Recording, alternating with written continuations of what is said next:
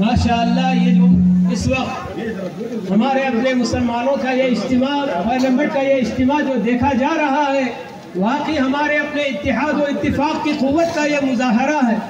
हमारा अपना दीन, दीन इस्लाम अल्लाह रब्बुल आलमीन का दिया हुआ दीन है। इस दीन के अंदर किसी मुसलमान को ये हक हासिल नहीं कि वो इसमें कोई तरमीम करे या इसके अंदर कोई तब्दीली करे। तो हम कैसे ये बर्दाश्त कर सकते हैं कि किसी गैर मुस्लिम के हाथों हमारे अपने दीन में किसी तरह की तब्दीली कर सके। ये हमारा अपना दीन है जो कि अल्लाह ताला का दिया हुआ दीन है। हमारे लिए अल्लाह रब्बुल आलमीन ने बहुत सारे अहकाम और ऐसे अहकाम दिए हैं जिनके जरिए या जिन पर अमल करके हम आखिरत की कामयाबी की उम्मीद करते हैं।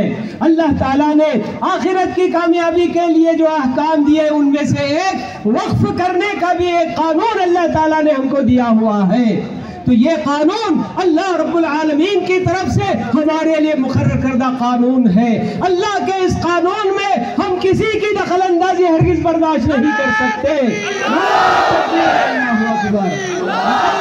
ये अल्लाह रब्बुल आलमीन का कानून है।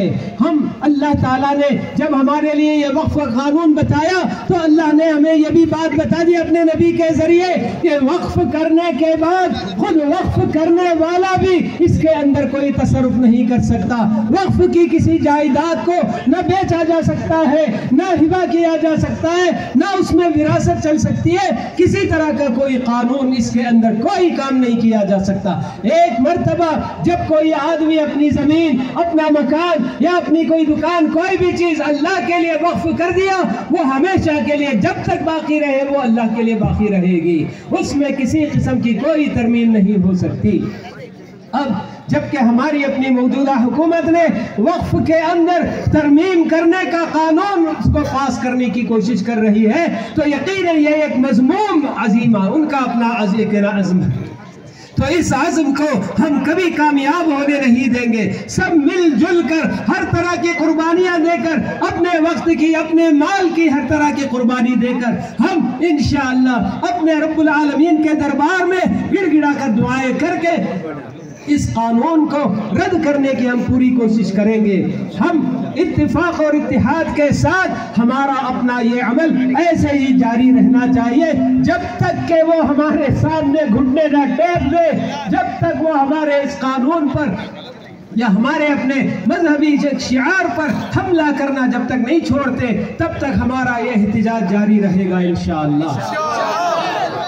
हज़रात, मैंने एक क्लिप देखी थी जिसके अंदर जी श्री संबित पत्रा जो है इस तरह के एक सफेद झूठ बोलते नजर आ रहे हैं कि कितने इस्लामी देश हैं जहां वक्फ का कोई कानून नहीं पाया जाता।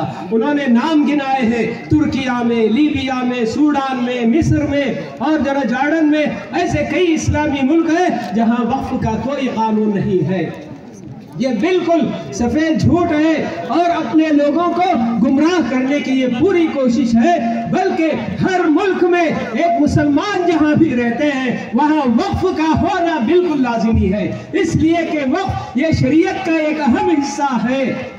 तो ऐसे में ये कैसे दावा किया जा सकता है कि फुला इस्लामी देश में वक्फ का कोई कानून नहीं है? हर जगह वक्फ का कानून पाया जाता है। मुख्तलिफ इदारों के तहत वक्फ की जायदाद का तहफ़्फ़ुज़ किया जाता है। तो ये हमारे अपने वक्फ की जायदाद जो कि हमारे अपने पुरखों ने इस्लाम और मुसलमानों की बहबूदी के लिए छोड़ रखी है, इस पर आज नाजायज कब्जा करने की पूरी कोशिशें हो रही है। ऐसे लोगों को वक्फ के अहकाम में या वक्फ के कानून में दाखिल करने की कोशिश की जा रही है जिनका अल्लाह पर, आखिरत पर कोई ईमान ही नहीं। तो फिर ऐसे लोग वक्फ के लिए क्या जो सोच सकते हैं, इसका पालन और इसका तहफ़्फ़ुज़ वो कैसे कर सकते हैं?